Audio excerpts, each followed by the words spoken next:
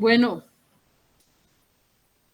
vamos a continuar con la clase de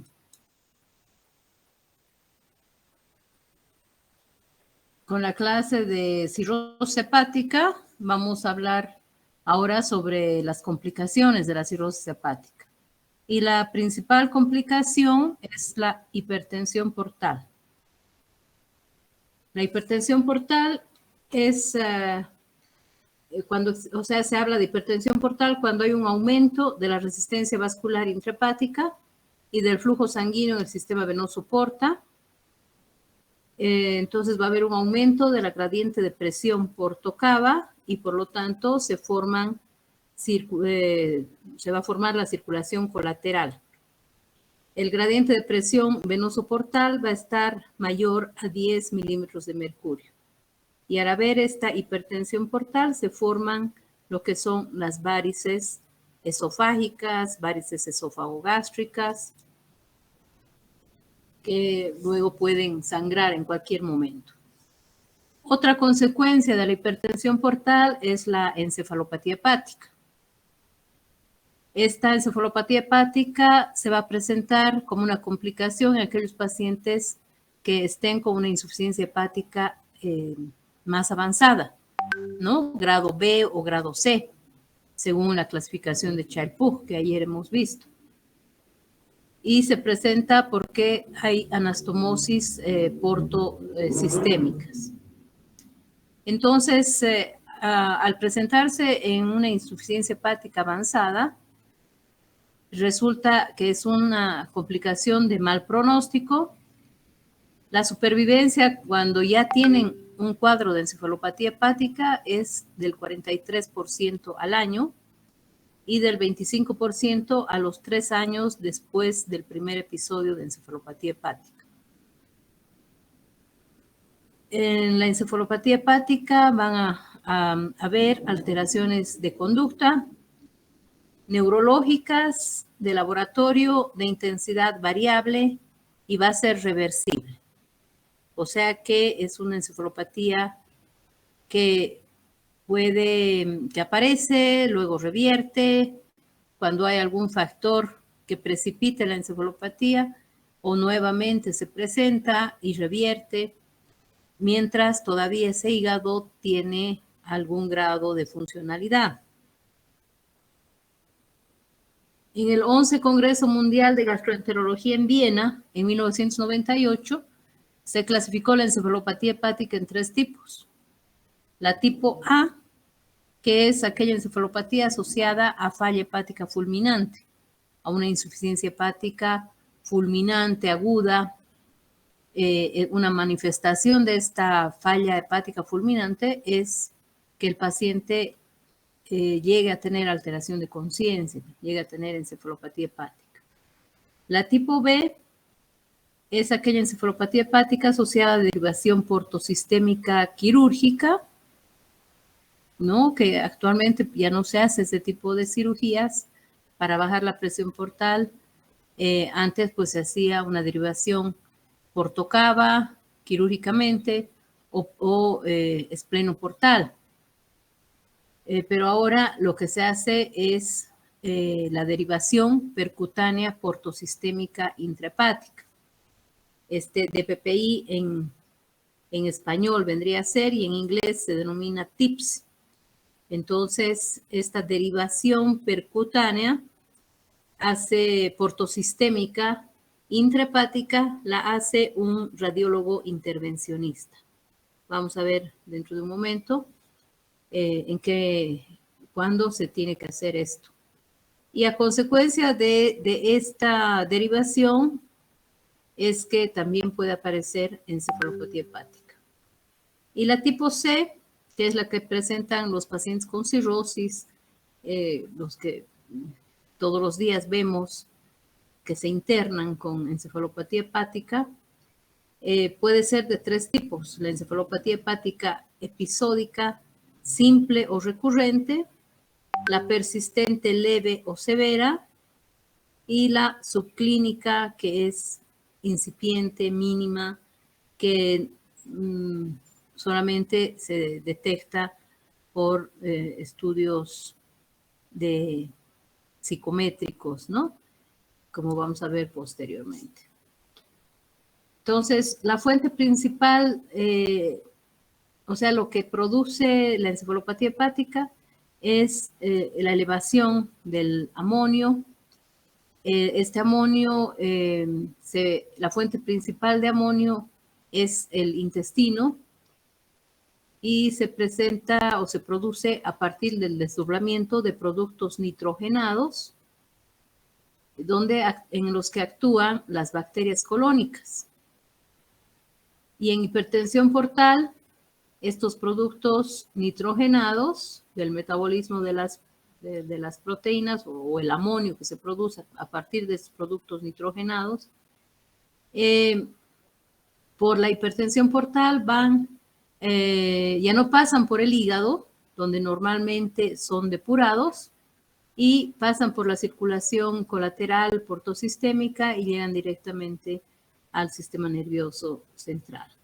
Entonces, aproximadamente el 80% del amonio que es producido por el metabolismo de las proteínas va a ser depurado en el hígado en el ciclo de Krebs, por lo que el nivel en el sistema venoso hepático es el más bajo del organismo.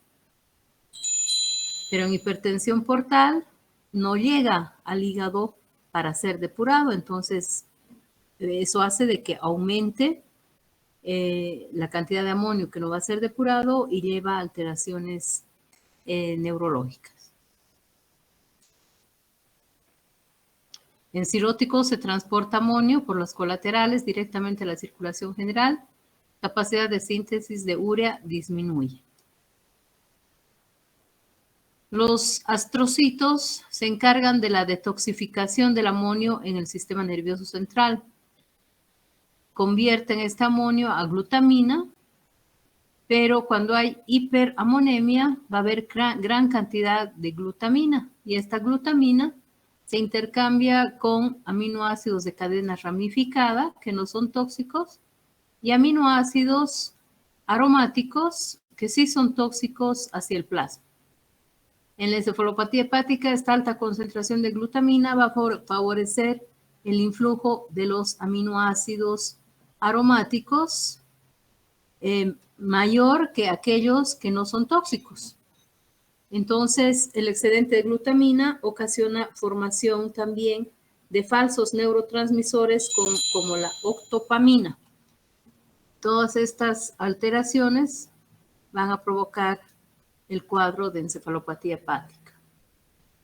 También va a haber incremento, aparte de la octopamina, va a haber incremento del GABA, que disminuye el nivel de conciencia, va a haber un aumento de la serotonina, lo que ocasiona que el paciente con cirrosis tenga alteración sueño-vigilia, o sea, está despierto de noche y tiende a dormirse de día.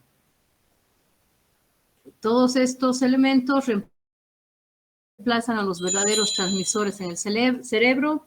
Hay una disminución de neurotransmisores como la norepinefrina o aspartato, la dopamina, inhiben la acción de la dopamina, de la adrenalina en el cerebro, produciendo el coma. Luego, estos falsos neurotransmisores perturban la transmisión neurosináptica y disminuyen el metabolismo energético cerebral. Para que se presente este problema de la encefalopatía hepática, no solamente es necesario de que haya una insuficiencia hepática avanzada, sino que también existan factores desencadenantes. Y entre estos factores que desencadenan la encefalopatía están la hemorragia digestiva, que generalmente pues, en el paciente con cirrosis viene de la ruptura de las varices esofágicas o por sangrado de las varices gástricas. Y al haber gran cantidad de sangre en tubo digestivo, van a actuar sobre las proteínas de la sangre, las bacterias del colon, produciendo el amonio. Luego, otro factor desencadenante es el exceso de proteínas en la dieta, procesos infecciosos en las mujeres, lo más frecuente la infección urinaria. Y pues hay que buscar, si no existe infección urinaria, hay que buscar en el paciente con cirrosis que tiene encefalopatía hepática, si es que no tiene una neumonía, si no tiene un absceso dental, o hasta una amigdalitis pultácea puede ser causa de encefalopatía hepática. Alteración de líquidos electrolitos, que el paciente esté con problema de diarrea, por ejemplo, con deshidratación, la uremia prerrenal, el uso excesivo de sedantes, hipnóticos, anestésicos, factores de hipoxia, por ejemplo, como hay alteración del sueño, duerme más de día y despierta de noche, está despierto en la noche, entonces la familia le da alprazolam o le da clonazepam al paciente con cirrosis y eso hace que el paciente entre en encefalopatía hepática. Ellos ya no metabolizan estas benzodiazepinas y por eso no es bueno darles estos medicamentos o medicamentos para el insomnio. Ya no hay buen metabolismo y entran en encefalopatía hepática. Trastornos, como les dije, hidroelectrolíticos, del equilibrio ácido-base, alcalosis metabólica, incluso la constipación. Durante la constipación se producen en la luz del colon gases o elementos como los mercaptanos que pueden también causar encefalopatía hepática.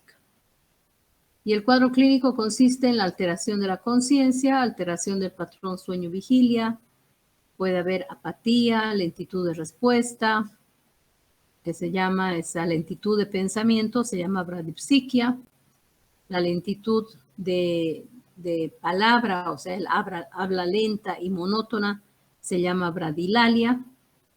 Va a haber una reducción de los movimientos espontáneos, cambios de personalidad, o sea, puede estar el paciente irritable, puede estar con incoherencias, puede hablar incoherencias, puede estar con tendencia a la somnolencia.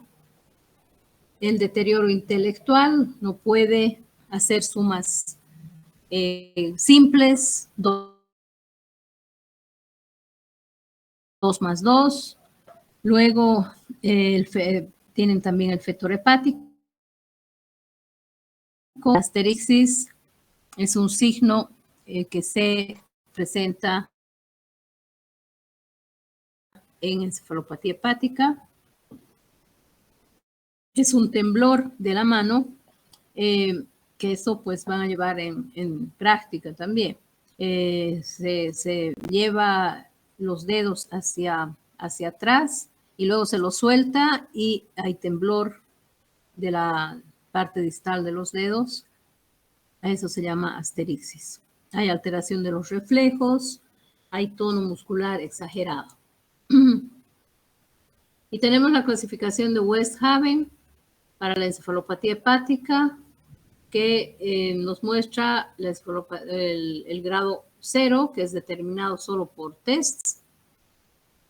Es una encefalopatía hepática incipiente. El grado 1, hay compromiso intelectual, hay bradipsiquia. El grado 2, signos y síntomas neurológicos con confusión, euforia o somnolencia. La asterixis la tenemos aquí, va a haber hiperreflexia, mantiene el control de esfínteres y hay lentitud generalizada. No hay tendencia a la somnolencia, sobre todo en el grado 2. En el grado 3 hay mayor somnolencia, lenguaje incoherente, coma superficial, o sea que el paciente solo responde a los estímulos dolorosos. La sobrevida 40%. Y en el grado 4 hay un coma profundo donde no responde ni a estímulos dolorosos ni a estímulos verbales. Puede haber en esta etapa convulsiones. Estas son las pruebas psicométricas que se le hace al paciente que tiene una encefalopatía grado 1 o una encefalopatía incipiente para ver si realmente tiene alteración cognitiva. Entonces se le indica de que haga una línea de correlativa del 1 al 2, del 2 al 3, del 3 al 4, etcétera. O puede ser números pares o números impares. Y el seguimiento y diseño de una carretera es que se le dibuja en un papel una carretera y se le indica que con un lápiz vaya por el centro de la carretera sin salirse de las líneas laterales.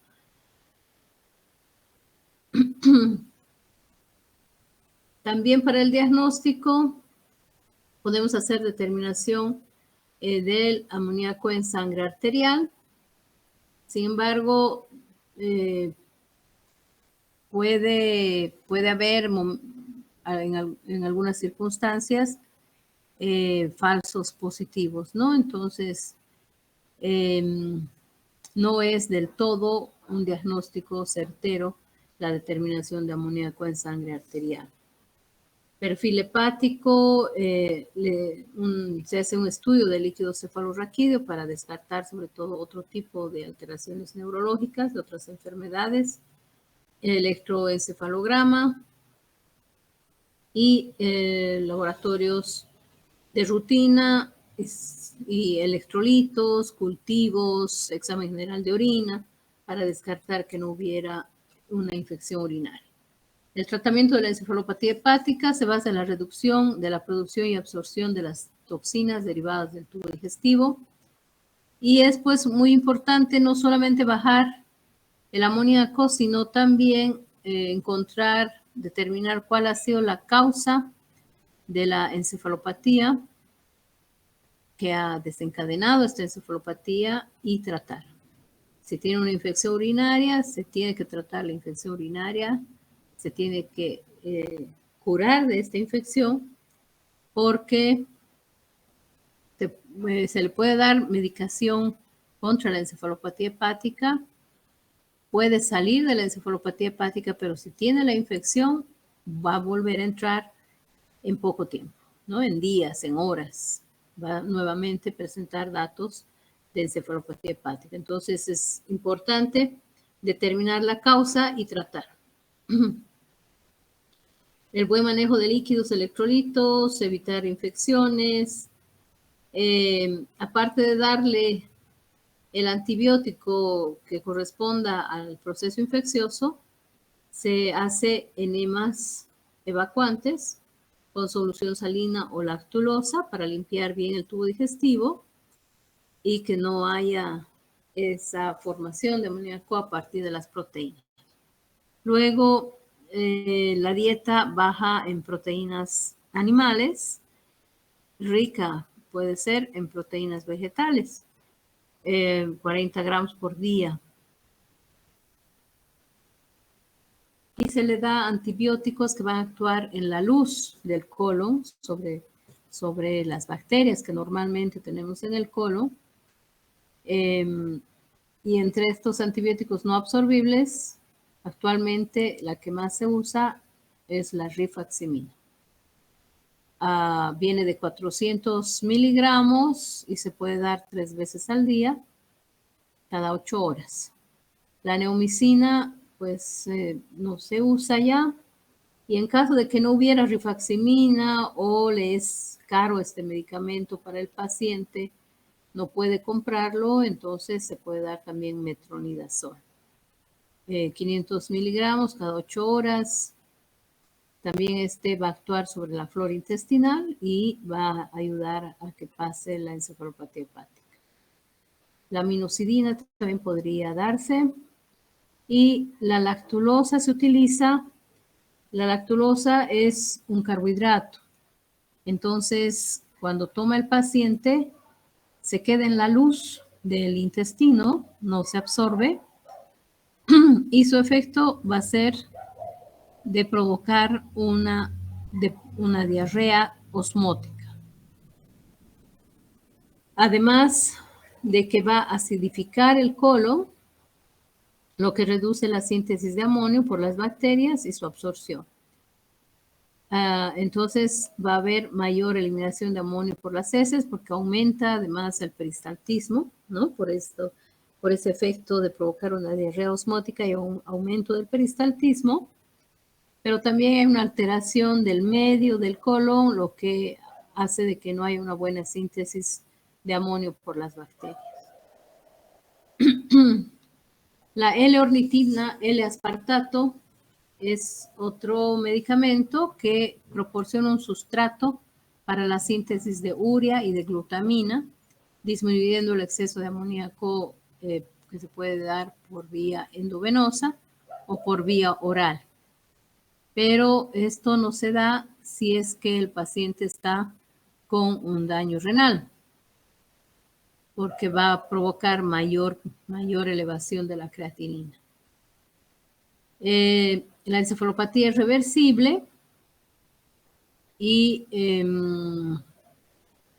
como dijimos, es mejor darle proteínas vegetales. Tampoco indicar que no le den ningún tipo de proteína porque si no el paciente entra en un estado de desnutrición y lo que se llama la sarcopenia. Si no existe respuesta al tratamiento médico, se hace un trasplante hepático. Otra consecuencia de la hipertensión portal es la presencia de ascitis. ¿Qué es la ascitis?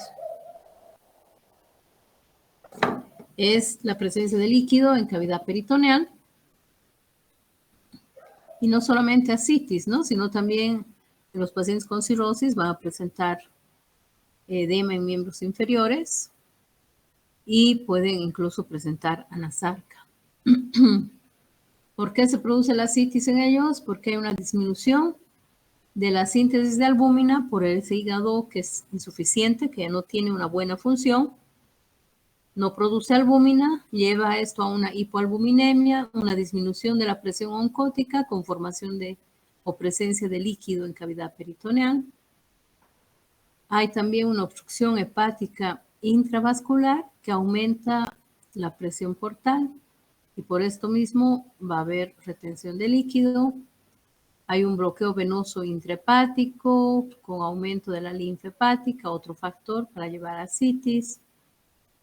Hay una vasodilatación esplácnica y periférica que va a disminuir el volumen plasmático efectivo y esto va a estimular a los receptores de volumen en el riñón, llevando a una activación del eje renina-angiotensina-aldosterona, un aumento de la prostaglandina renal E2, un aumento del factor natriurético, y todos ellos van a llevar a un aumento de la reabsorción tubular de sodio, una menor excreción de sodio urinario y, por lo tanto, a retención de líquidos, ¿no?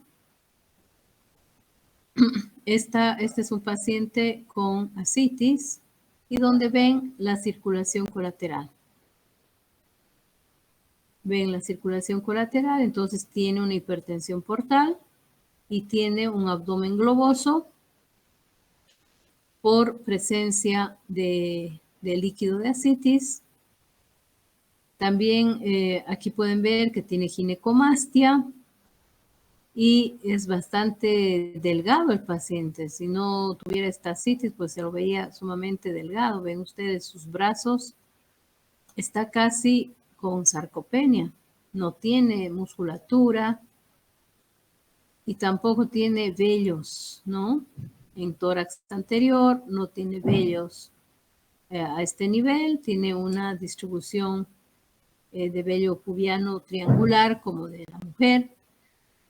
Esto porque producen más estrógenos, como les dije ayer. Entonces tiene varios datos que nos hacen el diagnóstico clínico de hepatopatía crónica con hipertensión portal. En caso de una ascitis leve, no complicada, con un sodio urinario mayor a 50 miliequivalentes por día, lo que se aconseja es restricción de sal a menos de 2 gramos al día. Y con esta restricción de sal puede controlarse esa ascitis leve, más reposo relativo, que no esté mucho tiempo de pie, con mucha actividad física. Restricción de líquidos se aconseja, aparte de la restricción de sodio, si va a haber una hiponatremia dilucional, lo que les hablaba ayer, con un sodio sérico menor a 125 miliequivalentes por litro. Y entonces, en estos casos, hay que restringir sodio, hay que restringir líquidos y reposo relativo. En caso de que tenga un sodio urinario menor, con menos de 50 miliequivalentes por día de sodio en orina de 24 horas, entonces este paciente va a tener una ascitis persistente que no va a responder solamente a la restricción de sodio, a la restricción de líquidos. Lo que se le da entonces en estos casos son diuréticos. Diuréticos para que aumenten el balance negativo del sodio al inhibir la reabsorción renal tubular distal. Entonces se puede dar espironolactona en dosis de 100 miligramos cada día y ver la respuesta. La espironolactona actúa de forma tardía, no actúa inmediatamente que se le da el medicamento al paciente.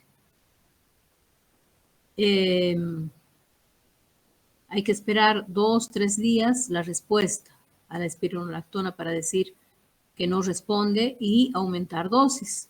Entonces se puede aumentar dosis hasta 400 miligramos, pero sí hay que monitorizar los electrolitos. Siempre que se usa diurético, se tiene que monitorizar electrolitos. Se solicita electrolitos séricos para ver si no está causando el uso de diuréticos hipocalemia o hipercalemia. La espironolactona aumenta el potasio y la furosemida más bien lo depleta, ¿no? Entonces, si no responde a la espironolactona, se puede dar además furosemida de forma combinada. Y la dosis inicial es de 40 miligramos día hasta una dosis máxima de 160 miligramos día. Pero generalmente hay buena respuesta mientras haya una buena función todavía del hígado, un CHAL B, un CHAL C, o mejor un CHAL B o un CHAL A, van a responder a los diuréticos. En cambio, el CHAL C puede que ya no tenga buena respuesta a diuréticos y necesite manejar los diuréticos en dosis más altas, pero siempre con restricción de sodio y de líquido. Para ver si es que hay respuesta a los diuréticos, si es que está perdiendo realmente líquido, se pesa al paciente de forma diaria. Y lo que se espera con el uso de diuréticos y las otras indicaciones es que pierda 1 kilo de peso por día, si es que tiene edema de miembros inferiores y tiene ascitis. Ahora, si solamente tiene ascitis sin edema de miembros inferiores, que baje 500 gramos, o sea, medio kilo cada día, está perfecto. No se aumenta la dosis del diurético, se mantiene con la dosis que tiene buena respuesta.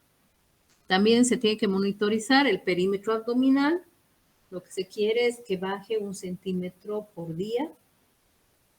Se tiene que cuantificar la diuresis y también los ingresos de líquidos, cuánto está ingresando por soluciones o por vía oral y cuánto se está eliminando. Monitorizar los electrolitos, sodio urinario y la creatinina. En caso de otro tipo de complicaciones, hemorragia por varices, encefalopatía hepática, alguna infección bacteriana a cualquier nivel, y más si está en el líquido de ascitis, se debe suspender los diuréticos. Si es que hay un aumento de la creatinina sérica a más de 2 miligramos por decilitro, igualmente, y controlar este problema, ¿no?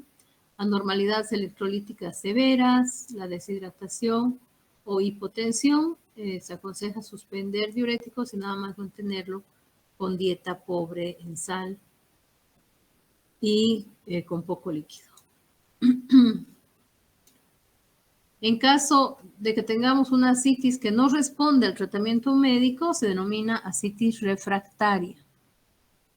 Y en esta ascitis refractaria vamos a tener un sodio urinario de menos de 30 miliequivalentes por día. No va a haber respuesta entonces ni a la dieta hiposódica, ni a la restricción de líquidos, a los diuréticos, y por lo tanto el pronóstico es malo en estos pacientes, 50% de mortalidad a los 6 meses. Y lo que nos queda para quitar este líquido de ascitis es realizar una punción, una paracentesis evacuadora. Entonces se busca un punto similar al punto de McBurney que está en el lado derecho, ¿no es cierto? El signo de McBurney es dolor en el punto de McBurney, y si es que tiene apendicitis va a doler en esa parte, en caso de apendicitis aguda.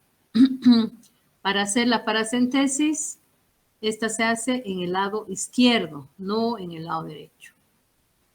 Se hace en fosa ilíaca izquierda. Se traza una línea, en realidad, del ombligo a la espina ilíaca anterosuperior y se divide en 3 partes. Y la unión del tercio medio con el tercio inferior, ahí es donde hay que hacer limpieza de la pared, mucha asepsia, antisepsia, y luego con guantes estériles, desde luego se tiene que hacer todo este procedimiento. Se va a introducir,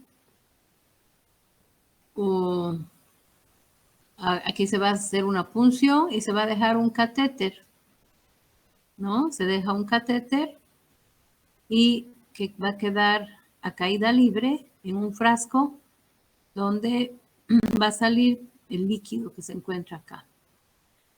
Hay que tratar de sacar 6, 7, 8 litros, pero siempre reponiendo, si son más de 5 litros, albúmina a razón de 8 gramos por litro.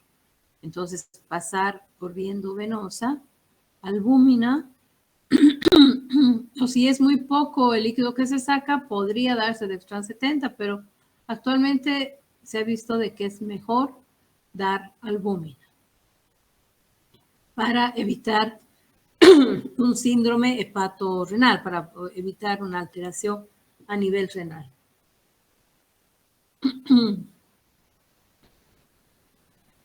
También en estos casos de ascitis refractaria al tratamiento médico, o sea, un paciente que se le hace la paracentesis evacuadora y a la semana aparece nuevamente con ascitis y otra vez hay que hacerle la paracentesis evacuadora, y así de forma frecuente presenta líquido de ascitis y aparentemente no hay respuesta a los diuréticos.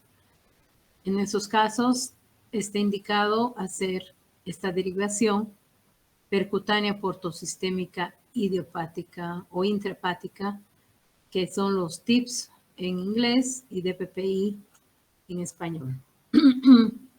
También se puede hacer una derivación peritoneo venosa de Levin, pero esta se tapa.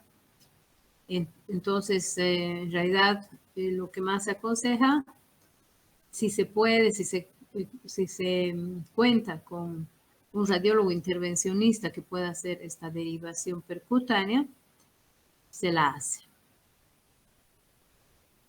Luego, suspender los bloqueadores beta no selectivos y evitar los AINES.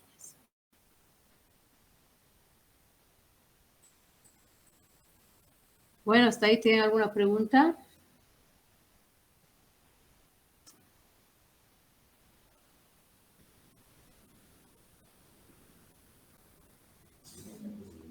No, ¿no ven?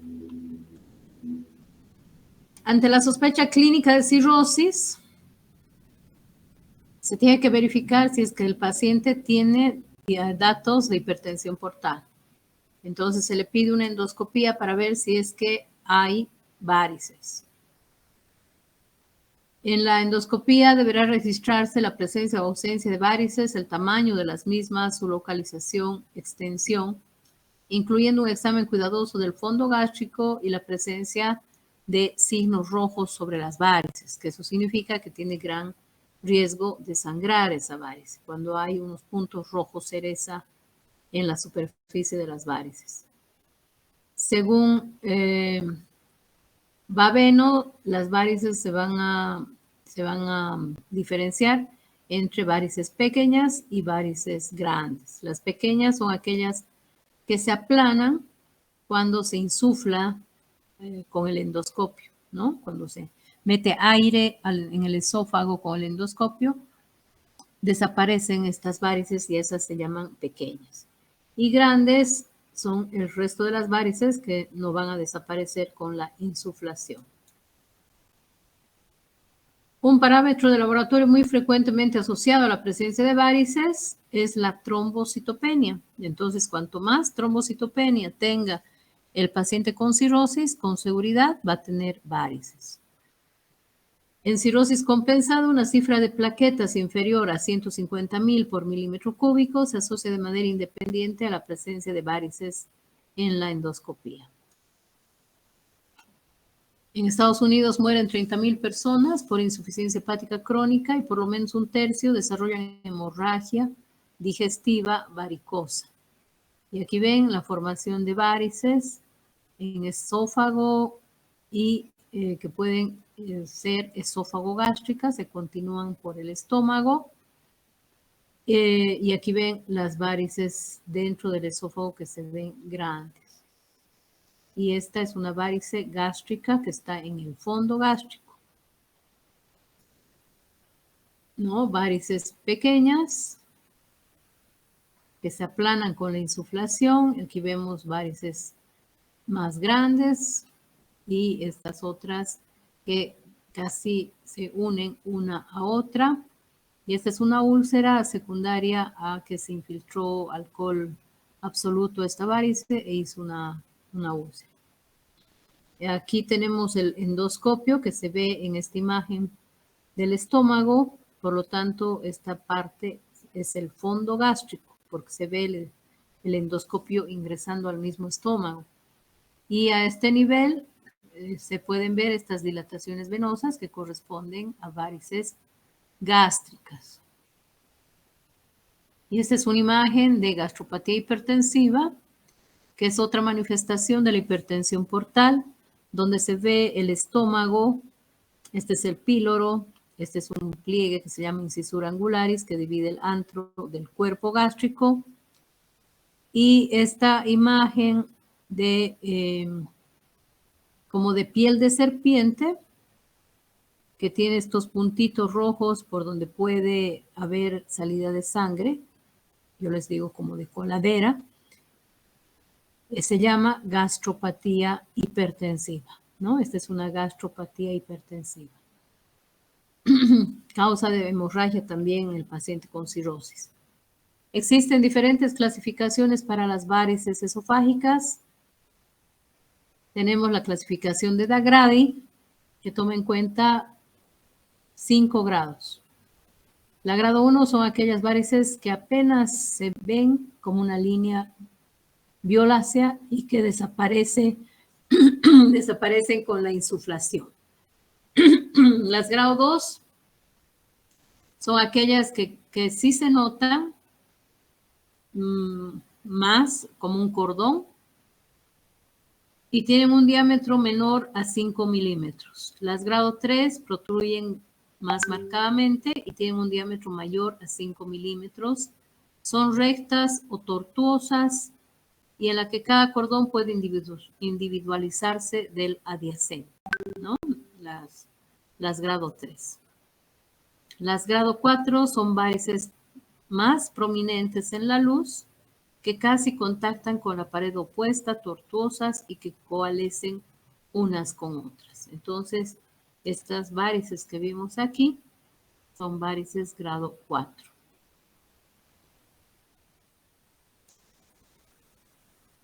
Y las grado 5 son aquellas varices que además tienen puntos rojos cereza en su superficie, que eso significa que la pared de la varice está muy delgada y que esto tiene gran riesgo de sangrar. Entonces hay que ligar estas varices antes de que sangren. Luego tenemos la clasificación de Paquet, donde la grado 1 es la que apenas se ve. Grado 2, varices que protruyen hacia un cuarto de la luz. Grado 3, protruyen a un medio de la luz. Y grado 4, protruyen más de un medio de la luz. Y según Baveno, pequeñas, menores de 5 milímetros y grandes, mayores de 5 milímetros. Esta es la clasificación pues más fácil y la que se utiliza bastante también actualmente. Luego tenemos la clasificación de Sarin para las varices gastroesofágicas y también varices gástricas aisladas. Las varices gastroesofágicas o esófago-gástricas son las que vienen desde el esófago hacia el estómago y las de tipo 1 son aquellas que se extienden hacia el estómago 2 a 5 centímetros por debajo de la unión esófago-gástrica sobre la curvatura menor, la tipo 1. Y la tipo 2 son aquellas que vienen del esófago y van hacia el fondo gástrico. Hacia el fondo gástrico, que son largas, sinuosas y que sangran. Cuando sangran, pues sangra muchísimo. Luego tenemos las varices gástricas aisladas. La tipo 1 son aquellas que se encuentran a nivel del fondo gástrico y las tipo 2 son las que pueden estar en cualquier otra parte del estómago o incluso en el duodeno. ¿Cómo se previene el primer evento de hemorragia? Por varices esofágicas, se puede utilizar dos métodos. Uno, el uso de beta bloqueantes y otro que es la ligadura de varices con bandas elásticas. Entre los beta bloqueantes tenemos el propranolol, el nadolol, el carvedilol. Cualquiera de estos disminuye la presión portal al disminuir más bien el flujo sanguíneo esplásmico y disminuye también el flujo en las colaterales portosistémicas. El bloqueo beta 1 reduce el gasto cardíaco, causa vasoconstricción esplásmica por activación refleja de los receptores beta adrenérgicos de la circulación esplásmica. Y el bloqueo beta 2 induce vasoconstricción esplásmica sistémica y lo que se quiere con este medicamento es disminuir la frecuencia cardíaca en un 25%, lo que nos indica de que está actuando también en la presión portal. Entonces, para dar estos medicamentos se tiene que tomar la frecuencia cardíaca y después de unos días se ve si es que ha bajado la frecuencia cardíaca en un 25%. Pueden manejar, si normalmente 70 y tantos, entonces que manejen 55, 58, 60 tal vez. según cuál era su valor inicial, tiene que haber bajado 25% de ese valor inicial, y de esa manera uno dice, pues está haciendo efecto el medicamento. Y si no ocurriera esto, se puede aumentar dosis. Y esta ligadura de varices con bandas elásticas, yo prefiero al uso de medicamentos, pues es mejor realizar la ligadura para erradicar las varices y que haya menor probabilidad de que sangre ese paciente. Y cuando existe una hemorragia activa por las varices, se da medicamentos que disminuyan el flujo esplácnico, disminuyan el flujo portal, disminuyan la presión portal en el circuito portosistémico, en las varices, ¿no es cierto? Y eso va a hacer que se controle la hemorragia. Y entre estos medicamentos se encuentran la terlipresina, el octreotide, la somatostatina. El que actualmente se utiliza, bueno, existe en el mercado, pero no se utiliza mucho porque es caro. Una ampolla vale 350 bolivianos, pero tiene muy buen efecto para bajar la presión portal, para controlar el sangrado inicialmente, para que podamos estabilizar al paciente y luego hacerle la endoscopía y la ligadura de varices. El mejor medicamento en realidad es la terlipresina, que es un análogo de la vasopresina y que se da 2 miligramos endovenoso cada 4 horas hasta controlar el sangrado.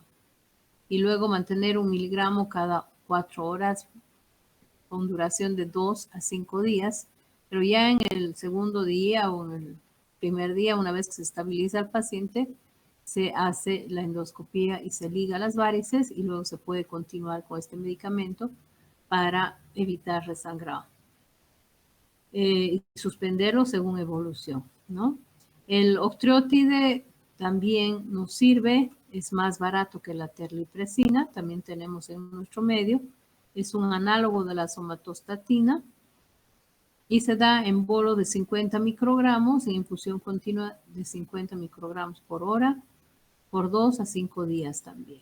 También se puede utilizar la somatostatina por 2 a 5 días.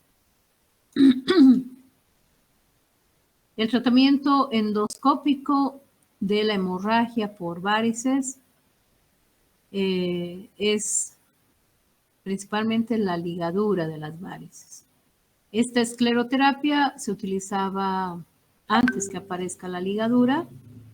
Se infiltraba con esta aguja que se metía por un canal del endoscopio y la aguja se la pinchaba, digamos, se la clavaba intravaricial dentro de la varice o paravaricial a un ladito de la varice y se infiltraba alcohol absoluto o se infiltraba polidocanol, más o menos 10 a 30 ml por sesión, y esto hacía que deje de sangrar por compresión gracias al edema que produce al inyectar y trombosis que sella el orificio del sangrado. Con un éxito bueno, entre 70 y 97%, pero lo malo que con esta infiltración puede haber úlceras esofágicas. Pueden formarse úlceras esofágicas que luego pueden ser causa también de sangrado. También puede después que se sanan estas úlceras esofágicas dar estenosis de esófago y la perforación se da en 0.2%.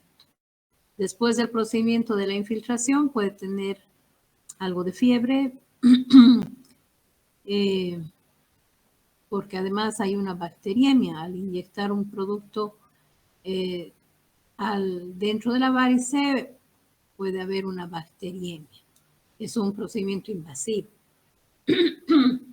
Y aquí ven la varice con sangrado a chorro, se infiltra el polidocanol y deja de sangrar la varice. Este procedimiento se usa actualmente si es que esta ligadura de las varices no cohíbe la hemorragia, si es que se sale esta liga, no se puede colocar por alguna causa, entonces para cohibir el sangrado se puede hacer la escleroterapia con el alcohol absoluto o con polidocanol.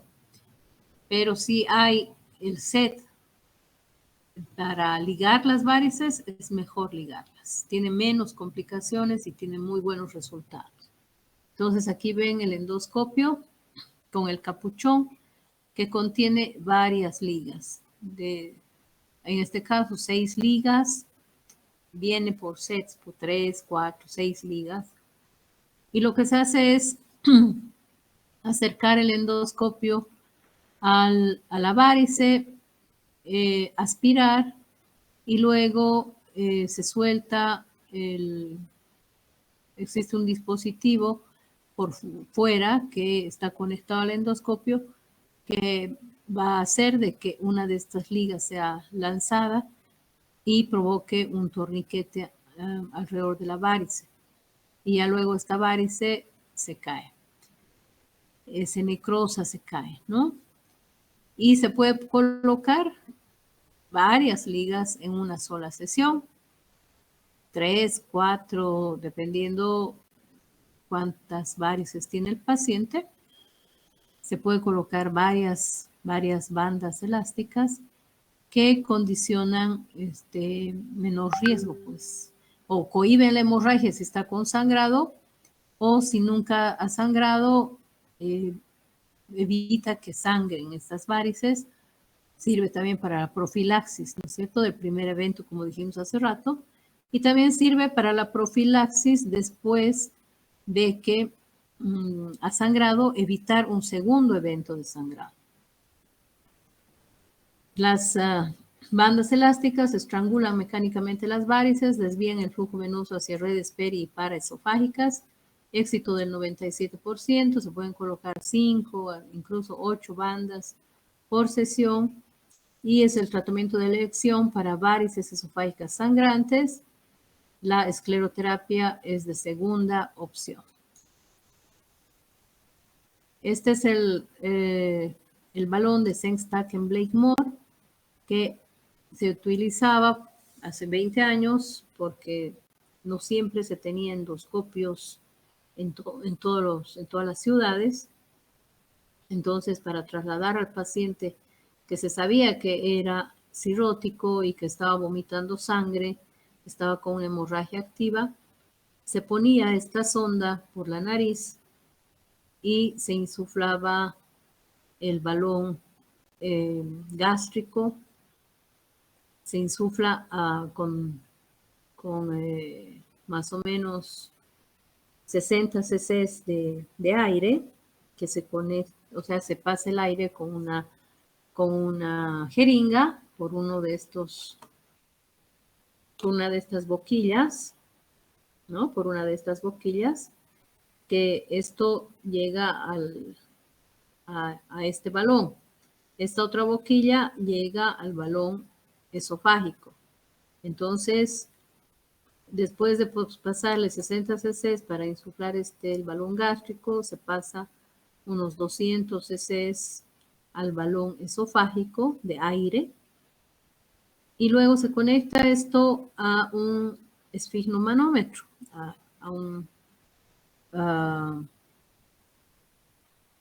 se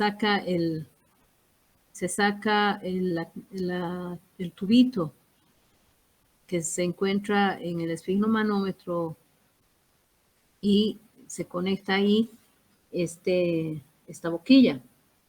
Entonces va a subir el mercurio y tiene que tener una presión entre 35 a 40 milímetros, ¿no?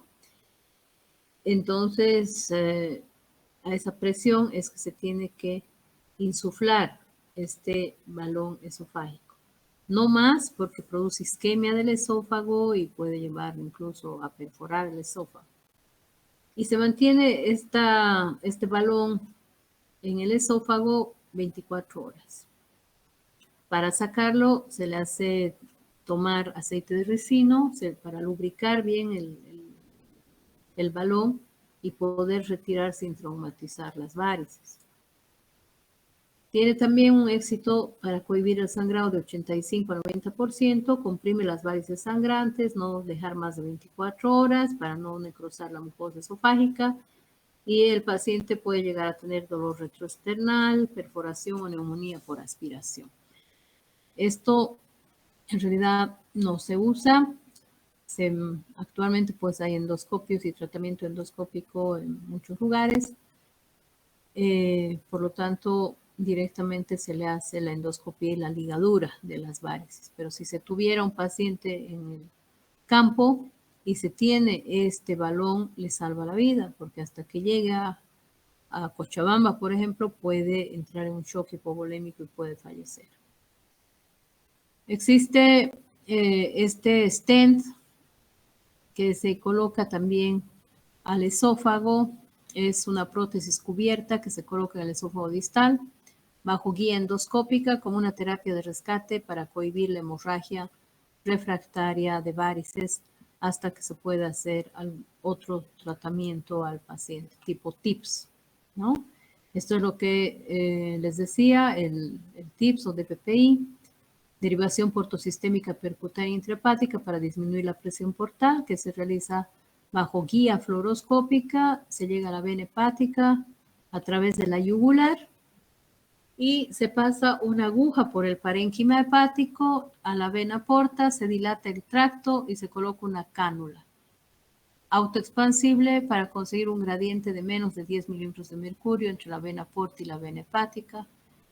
Pero existe un riesgo de oclusión por trombosis o estenosis y también como complicación se da la encefalopatía hepática. Es otro procedimiento para disminuir la presión portal en pacientes que tienen estas hemorragias refractarias al manejo con endoscopía, con los procedimientos que hemos indicado, y a los medicamentos. En nuestro medio no hay quien haga, no tenemos este procedimiento.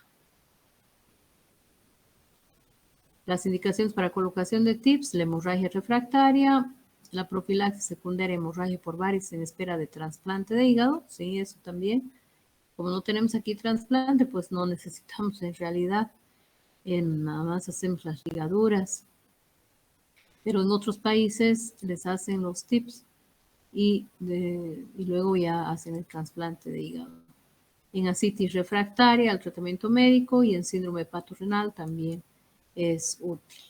Solo se hace manejo quirúrgico en última instancia, pero ya no se procede en realidad, porque la ligadura es bastante buena y se resuelve la hemorragia de las varices con ligaduras.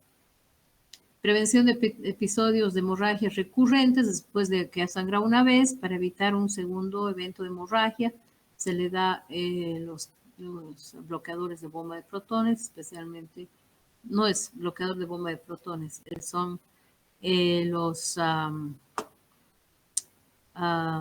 bloqueadores, los beta bloqueadores, que es el carvedilol, el principal que actualmente se utiliza, o ligadura de las varices cada 2 semanas hasta erradicar por completo las varices y se hace control endoscópico después de la erradicación completa de las varices en 1 año más o menos, para ver si no han crecido nuevamente y si hay necesidad se vuelve a ligar. Bueno, no sé si aquí terminamos o con esta diapositiva más. La hemorragia varicosa aguda a menudo se asocia con infección bacteriana por translocación bacteriana intestinal y trastornos de la motilidad, por lo que es útil la antibiótico terapia profiláctica, ¿no? En un paciente con cirrosis, hemorragia y ascitis, se tiene que dar antibiótico, que puede ser la norfloxacina, 400 miligramos cada 12 horas vía oral, o la ciprofloxacina endovenosa, una dosis día, o la ceftriaxona, 1 gramo cada día por 7 días. Lo que usamos más es la ceftriaxona con buenos resultados para evitar peritonitis bacteriana espontánea en ese paciente que tiene ascitis y hemorragia digestiva. Bueno, desde aquí vamos a continuar mañana y vamos a terminar lo que son las complicaciones de la cirrosis. Pasado mañana avanzamos pancreatitis aguda y el lunes avanzamos pancreatitis crónica y cáncer de páncreas, con lo que terminaríamos la parte que me corresponde de gastroenterología.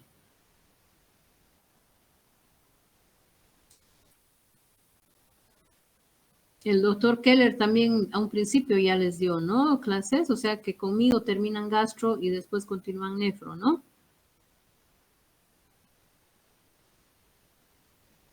Hola.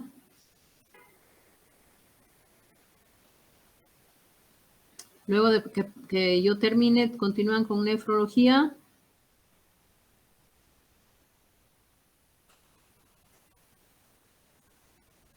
Chicos.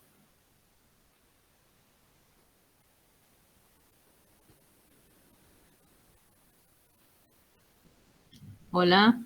Juan Diego.